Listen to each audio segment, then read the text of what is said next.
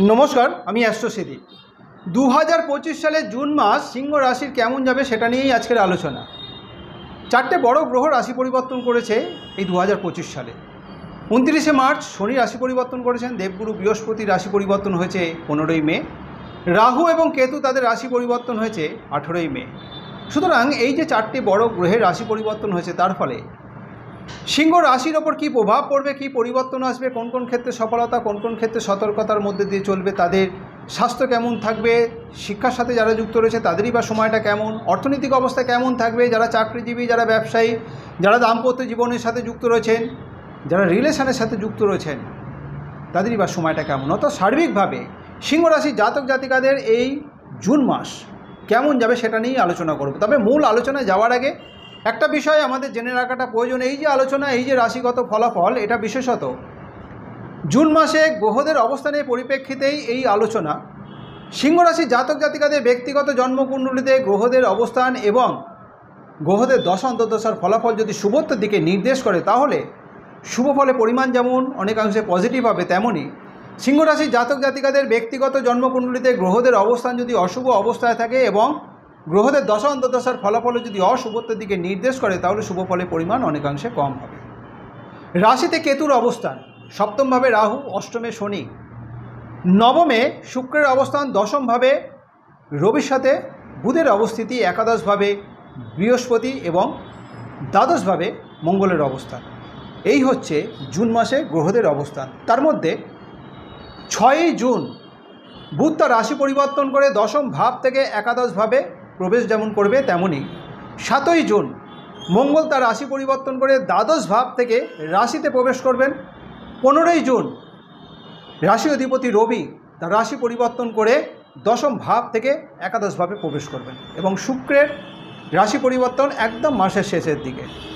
সুতরাং জুন মাসে গ্রহরা কে কোথায় অবস্থিত থাকবে তার উপর ভিত্তি করেই এই আলোচনা। স্বাস্থ্য সংক্রান্ত বিষয়ে যেহেতু রাশি থেকে স্বাস্থ্য বিচার করা হয়, তাই রাশিভাবের অধিপতি রবি মাসের প্রথম ভাগে অর্থাৎ 15ই জুন পর্যন্ত তার অবস্থান থাকবে দশম ভাবে। 15ই জুন থেকে তার রাশি পরিবর্তন করে একাদশভাবে অবস্থিত হবে এবং এই যে রবির অবস্থান, এই রবির অবস্থানের পরিপ্রেক্ষিতে স্বাস্থ্য সংক্রান্ত বিশেষভাবে শুভত্বের নির্দেশ করছে ঠিকই, কিন্তু যেহেতু রাশিতে কেতুর অবস্থান, মঙ্গল মাসের প্রথম সপ্তাহে দ্বাদশভাবে অবস্থিত থাকবে এবং মাসের দ্বিতীয় সপ্তাহ থেকে তার রাশি পরিবর্তন করে রাশিতে অবস্থিত হবে এবং কেতুর সাথে অবস্থিত থাকার ফলে এই সময় মাঝে মধ্যেই কিন্তু স্বাস্থ্য সংক্রান্ত বিষয়ে একটু উদ্বিগ্নতা, অস্থিরতার মধ্যে দিয়ে চলতে হবে। যাদের নার্ভের কোনো সমস্যা রয়েছে, নার্ভ সংক্রান্ত বিষয়ে কিন্তু এই সময় সমস্যা বৃদ্ধি পেতে পারে, পেটের কোনো সমস্যা দেখা দিতে পারে, চেস্ট ওরিয়েন্টেড কোনো রকম সমস্যা যাদের রয়েছে তাদের কিন্তু এই সময়টা বিশেষভাবে সচেতন থাকতে হবে। তাছাড়াও মঙ্গল কেতুর এই যে অবস্থান, চলাফেরায় বিশেষভাবে সচেতন থাকতে হচ্ছে। যারা টু হুইলার চালান বিশেষভাবে কিন্তু সচেতন থাকতে হবে, কোনো রকম দুর্ঘটনা ঘটারও কিন্তু একটা সম্ভাবনা আসবে মাসের দ্বিতীয় সপ্তাহ থেকে মাসের শেষ পর্যন্ত। যারা বিদ্যাশিক্ষার সাথে যুক্ত রয়েছেন, দেবগুরু বৃহস্পতি পঞ্চম ভাবের অধিপতি হয়ে একাদশভাবে অবস্থিত এবং একাদশ ভাব থেকে নিজের পঞ্চম ভাবে দৃষ্টি দেওয়ায়, যেহেতু বিদ্যা সংক্রান্ত বিষয় পঞ্চম ভাব থেকে বিচার করা হয়, পঞ্চম ভাবে স্বক্ষেত্রে দৃষ্টি দেওয়ায় যারা বিদ্যাশিক্ষার সাথে যুক্ত রয়েছেন তাদের জন্য কিন্তু এই সময়টা যথেষ্ট শুভ। অর্থাৎ জুন মাস শিক্ষার্থীদের জন্য যথেষ্ট শুভ। বিদ্যা সংক্রান্ত বিষয়ে যেমন পড়াশোনার ক্ষেত্রে মনোযোগ একটা দেখা দেবে, যথেষ্ট পরিশ্রম করার মানসিকতা এই সময় দেখা দেবে, একাগ্রতা বৃদ্ধি পাবে। সুতরাং পড়াশোনাকে কেন্দ্র করে শুভত্বের এই সময় বাতাবরণ তৈরি হবে। যেমন তেমনই যাদের কোনো রকম কম্পিটিটিভ এক্সাম থাকবে, এই কম্পিটিটিভ এক্সামেও কিন্তু সফলতা পাবে। সুতরাং পড়াশোনাকে কেন্দ্র করে আগামী জুন মাস যথেষ্ট শুভত্বের বাতাবরণ তৈরি হতে চলেছে। অর্থনৈতিক অবস্থা সিংহ রাশির জন্য বিশেষ শুভ, কারণ রাশি অধিপতি রবি মাসের প্রথম ভাগে কর্মরাশিতে এবং সাথে থাকবে ধনভাব এবং একাদশ ভাবের অধিপতি, আয় ভাবের অধিপতি বুধ মাসের 6 তারিখ পর্যন্ত বুধ দশম ভাবে কর্মভাবে অবস্থিত থাকবে। 6 তারিখ থেকে তার রাশি পরিবর্তন করে একাদশভাবে অবস্থিত হবে, অর্থাৎ আয়ভাবে অবস্থিত হবে। রাশি অধিপতি রবি তার রাশি পরিবর্তন করে 15 তারিখ আয়ভাবে প্রবেশ করবে।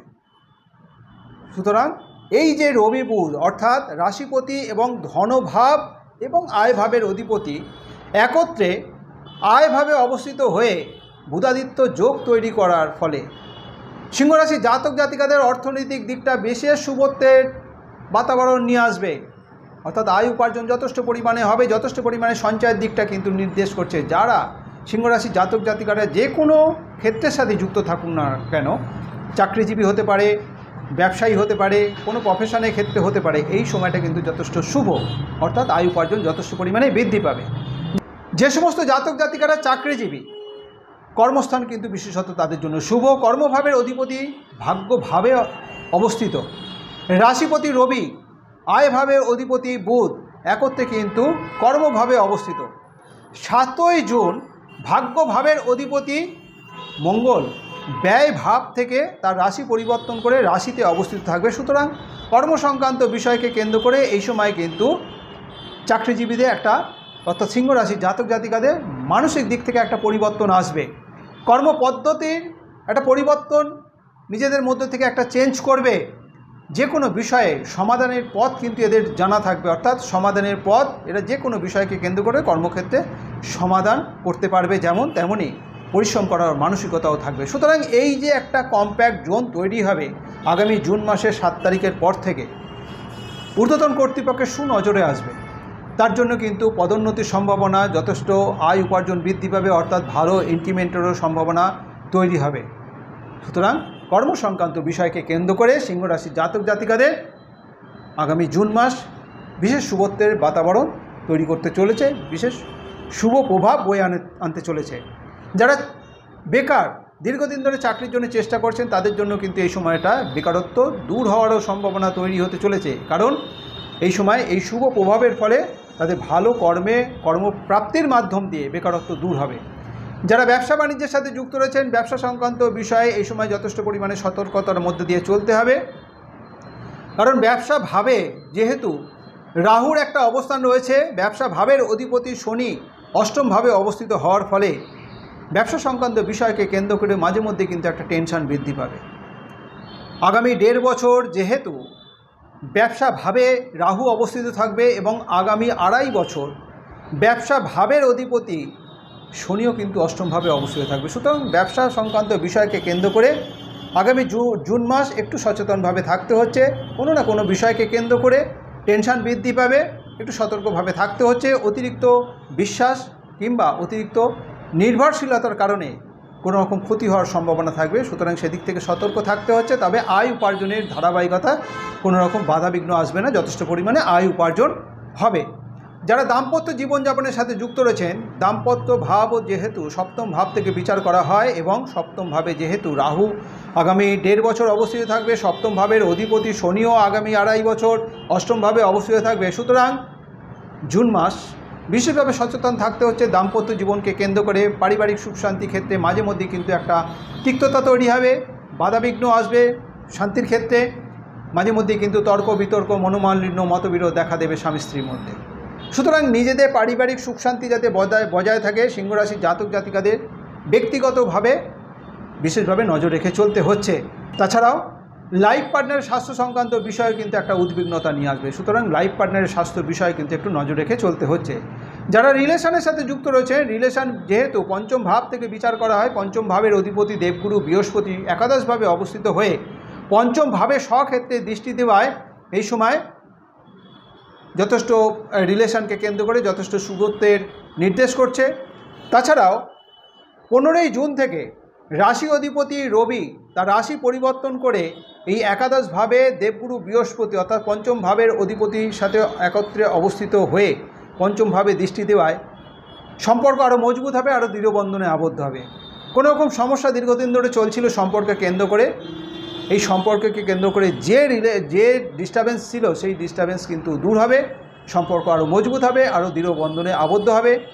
যারা এখনও পর্যন্ত সিঙ্গেল রয়েছেন, কোনো রকম রিলেশনের সাথে যুক্ত হননি, এই সময় কিন্তু অর্থাৎ জুন মাসে তাদের নতুন করে সম্পর্কে যুক্ত হওয়ার কিন্তু একটা সম্ভাবনা তৈরি হবে।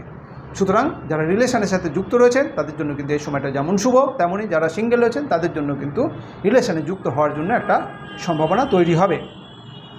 ভাগ্যভাবের অধিপতি মঙ্গল মাসের প্রথম সপ্তাহে নিচস্ব অবস্থায় অবস্থিত থাকায় এই সময়টা বেশ কিছুটা ভাগ্য বিষয়কে কেন্দ্র করে বিভিন্ন ক্ষেত্রকে কেন্দ্র করে মাসের প্রথম সপ্তাহ বেশ কিছুটা ডিস্টার্বের মধ্যে দিয়ে চলতে হলেও 7ই জুন রাশি পরিবর্তন করে মঙ্গল যখন ভাগ্যভাবের অধিপতি মঙ্গল যখন রাশিতে প্রবেশ করবে সেই সময় থেকে ধীরে ধীরে কিন্তু অবস্থা শুভত্বের দিকে পরিবর্তিত হতে হবে। একটা বিষয়ে একটু চিন্তা ভাবনার মধ্যে দিয়ে চলতে হবে। এই যে মঙ্গল রাশিতে অবস্থিত হবে, কেতুর সাথে অবস্থান করবে, কেতু মঙ্গলের একসাথে অবস্থান থাকবে 7ই জুনের পর থেকে বাকি সময়টা নিজস্ব আচার আচরণ ব্যবহারের প্রতি খুব সচেতন থাকতে হবে।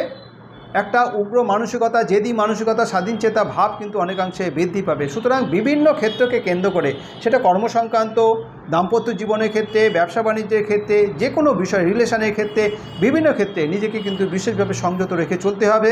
অযথা মাথা গরম করা কিন্তু যাবে না। সুতরাং এই সমস্ত বিষয়কে কেন্দ্র করে যদি কন্ট্রোলের মধ্যে চলা যায় তাহলে কিন্তু সমস্ত বিষয়কে কেন্দ্র করে ভাগ্য যথেষ্ট শুভত্বের বাতাবরণ তৈরি করে ভাগ্য যথেষ্ট শুভ হবে। শনির ঢাইয়া চলছে সিংহরাশির জাতক জাতিকাদের। যে সমস্ত সিংহরাশির জাতক জাতিকার ব্যক্তিগত জন্মকুণ্ডলিতে শনি শুভ অবস্থায় রয়েছে, ব্যক্তিগত জন্মকুণ্ডলিতে শনি শুভ অবস্থায় রয়েছে, তাদের জন্য শনি যেমন অনেক শুভফল প্রদান করবেন, অনেক শুভফল প্রাপ্তি হবে তাদের। যাদের ব্যক্তিগত জন্মকুণ্ডলিতে শনি অশুভ অবস্থায় রয়েছে তাদের কিন্তু নানা দিক থেকে নানা প্রতিকূলতা, নানা বাধা বিঘ্নের মধ্যে দিয়ে চলতে হবে, নানা রকম সমস্যার মধ্যে দিয়ে চলতে হবে। সুতরাং যাদের ব্যক্তিগত জন্মকুণ্ডলিতে শনি অশুভ অবস্থায় রয়েছে তাদের কিন্তু বিশেষ সচেতনভাবে থাকতে হচ্ছে জুন মাস। সুতরাং আগামী জুন মাস 2025 সালে সিংহরাশি জাতক জাতিকাদের কোন কোন ক্ষেত্রে সফলতা, কোন কোন ক্ষেত্রে সতর্কতার মধ্যে দিয়ে চলতে হবে, এই আলোচনার মাধ্যম দিয়ে বোঝানোর চেষ্টা করলাম। আমার এই আলোচনা যদি আপনার কাছে গ্রহণযোগ্য মনে হয়, যদি ভালো লেগে থাকে, অবশ্যই লাইক এবং শেয়ার আশা করব। যারা এখনও পর্যন্ত আমার এই চ্যানেলটিকে সাবস্ক্রাইব করেননি, আমার পরবর্তী ভিডিও, পরবর্তী আলোচনাগুলোর লিঙ্ক পেতে অবশ্যই চ্যানেলটিকে সাবস্ক্রাইব করে নেবেন। আজ এই পর্যন্তই। ভালো থাকবেন, সুস্থ থাকবেন। ধন্যবাদ।